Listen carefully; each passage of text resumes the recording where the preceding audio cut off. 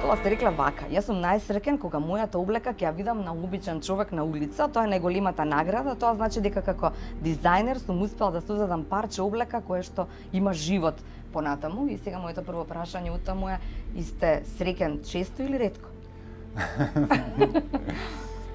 Па, вака најнапред тоа обични луѓе не ќе да биде пежоративно сватено, затоа што сметам дека и сите сме обични, и сите сме посебни. Меѓутоа, мислев на луѓе кои што се надвор од некоја си исконструирана елита или некоја естрада.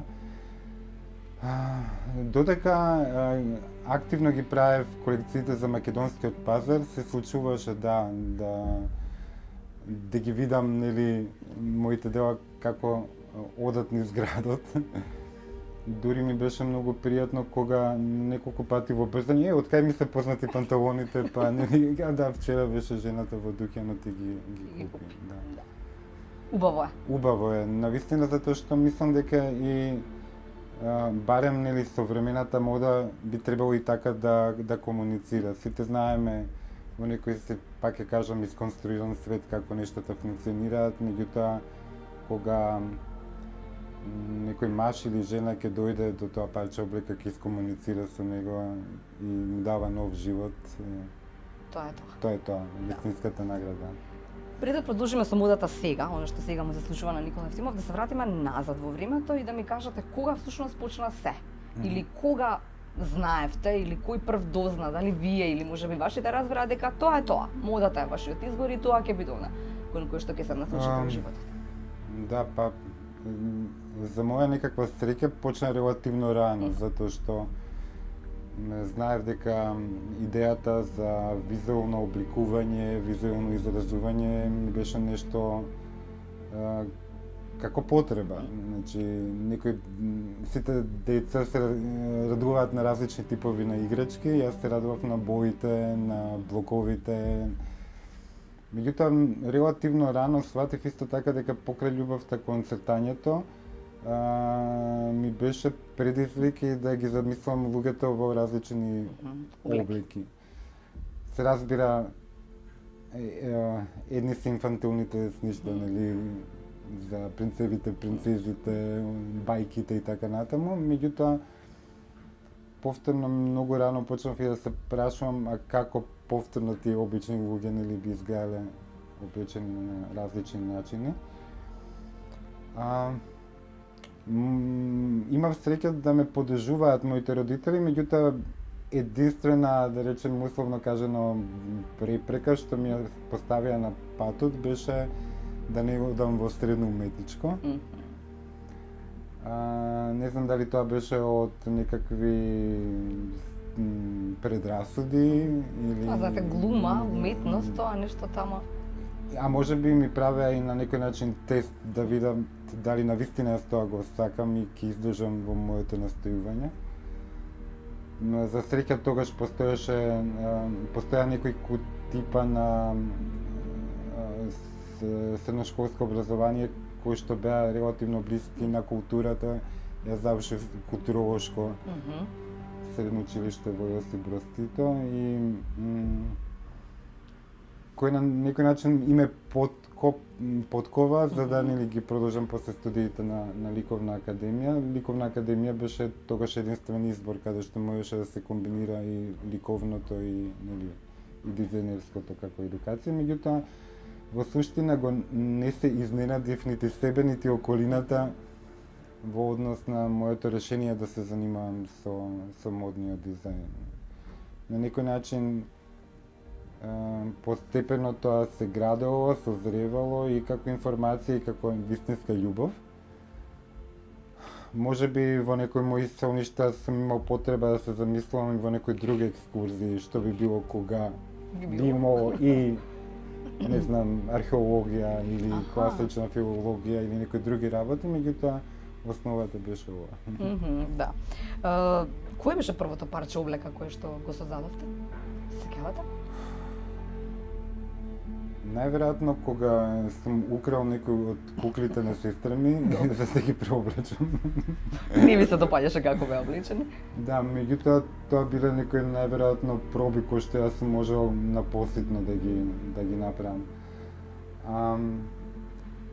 Вистинската облека, која што беше вистинска облека, беше најверојатно тоа е честа приказна за мене направено.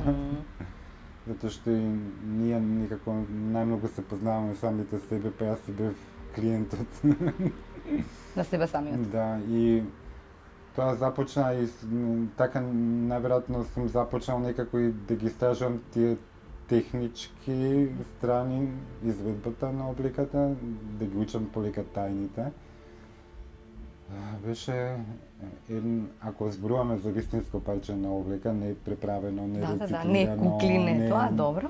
Беше една кошула и ми беше предизвик да направам со две лица, од двете страни да функционира и така ме направи горд да се чувствувам со кошулата. Потоа ваша ја носите? Јас мислам дека дури би требало негде да пронајдам и таа е жива најверојатно некаде. И затоа што не знам дали сум ја направил нешто покомотен. Мислам дека уште па може да функционира. Може би ракавите ќе бидат прекратки, тоа е тоа. Да.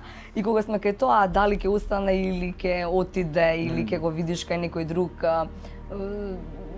може би има врска и со емоциите, може би има врска и со карактерот на луѓето, но знам од вас дека за некои работи би било жал што сте се оттугиле ако тоа е вистинскиот брод или не се више кај вас. Па да, тоа се најверојатно некои првични борби со самиот себе, тоа го има и во ликовната уметност или во другите типови на дизајн. Дали да ја продадам сликата, така? Дали да ја продадам сликата. На која патев толку долго време, или живеев со неа и ме отсликува мене во дел од мене е во неа и така натаму, да. Период, меѓутоа мислам дека колку и да е болно и тоа е дел од созревањето, затоа што во крајна линија станува, не сакам да биде сурово да звучи, меѓутоа сепак за професионален однос кон нештата, кон сработеното и да, имало некои моменти, особено некои парчиња облека, можеби кои биле надвор од изработени од она што е традиционално сваќање за модата, каде што биле поекспериментални, каде што тоа уметничкото можеби повеќе доминирало, меѓутоа имало и јас сум бил среќен кога дел од тие парчиња завршиле кај дами кои што знаат или да ги почитуваат или да им дадат нов живот со тоа што се покрај нив. Дури и мене да ми откријат некои димензии кои во моментот не сум успел да ги догледам. Од кого во животот најмногу научивте кога е модата во прашање? Италија беше, Фиренца беше моментот или? Па да, Италија беше пресудна од поради повеќе причини, најнапред заради тоа што иако јас отидов по завршување на факултетот, сепак од оваа дистанца сум бил дете. И ми надвина многу мои стереотипни гледања за модата или ме прошири во однос на моите амбиции во кои се полиња во иднина би сакал да се наоѓам или во кои категории на модата. Ми покажа колку навистина ја сакам и машката мода, ми покажа дека се не е висока мода, него има и многу други модни категории. Имав среќа да ми предаваат фантастични професори, дури на моменти ми е и жал што не секогаш нашиве деца имаат можност да се сретнат и со такви професионалци, меѓутоа и такви големи луѓе кои што се расположени несебично да го споделуваат знаењето и тие не само што професионално ме научија во однос на модата, туку ми стана образец што значи да бидеш предавач. Да. И што значи да се биде предавач? Тоа многу е комплексно, меѓутоа нели ете покрај тоа сто знаење кое што треба да се сподели и помогне на идниот колега професионално да се занимава со работата, тоа значи можеби не ексклузивно само за предавачката работа, меѓутоа тоа значи 24 часа во текот на денот мислење на утрешниот ден. Тука нема работа. Да, тоа е уште еден нов студент, тоа е личност, конкретна, посебна, секој од студентите е посебна приказна.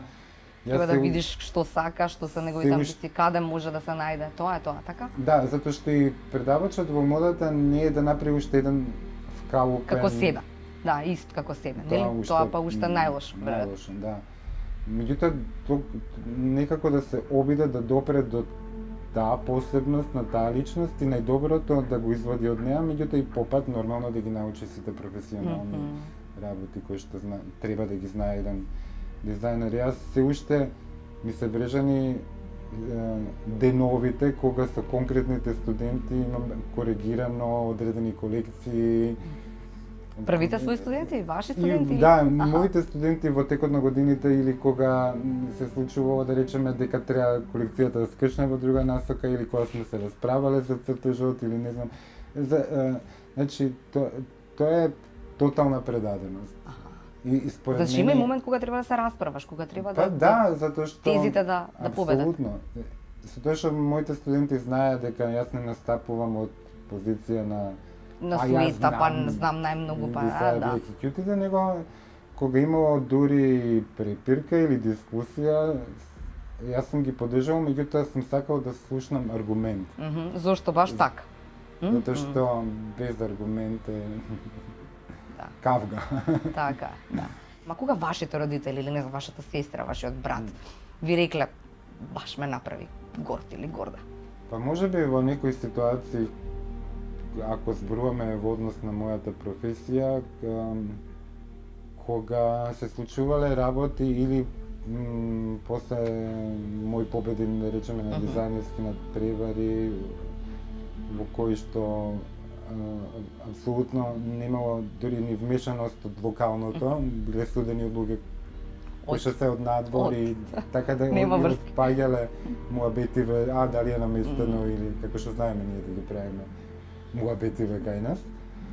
Меѓутоа и во ситуации кога дури затоа ја сакам мојата покојна мајка, потребив сегашно време затоа што нели љубовта никогаш не умира. Не. Дури и работи кои што на моменти биле спротивни на нејзините гледања на одредени работи или вкус, знаела да догледа зашто е битно тоа. Значи спротивно на нејзиниот вкус, не и се допаѓа во однос не знам, знаела кога на почетокот негде на новиот милениум се случи првата ревија на долна машка облека, кој што имаше доста контроверзи. Не мораше никога сега баш овде. Меѓутоа кога завршим рече, зашто немаше танги?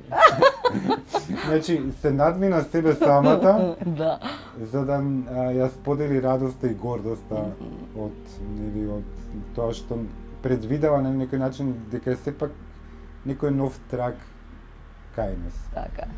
Меѓутоа мислам дека покрај тие дизајнерски успеси, да речеме, што дел од нив ги спомнав, мислам дека биле горди затоа што останав доследен на мојата приказна. Да. Македонија, велите секогаш кореното тој што ме вличеше овде, како сакаат да ме сватат, јас навистина си ја сакам својата земја. Секогаш и во последните ваши ќе зборувам и за тоа производи кои што нели веќе се низ светот, има македонско, таму ќе зборувам и за тој дел.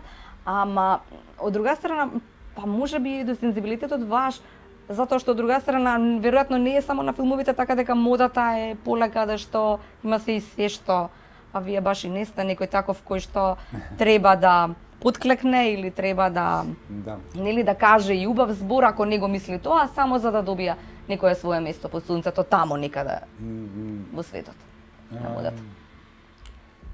Јас додека бев, да речеме, едно од тие многу искуства со надвор во Италија, знаев дека не сакам да останам по секоја цена. Добро. Ќе останев можеби да речеме некако според моите критериуми периодно се одвива Работите. Кога видоа некои мои работи, дел од професорите се јавија на една фирентинска куќа за машка мода, Калуџија Джанери се викаше. Меѓутоа периодот коинцидираше со големата криза на берзите на истокот.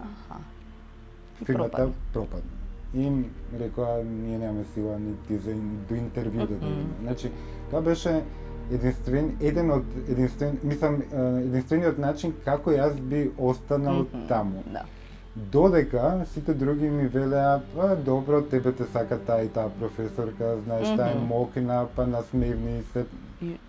Не, навистина така функционира тоа? Не е тоа само функционира на и многу пострашно.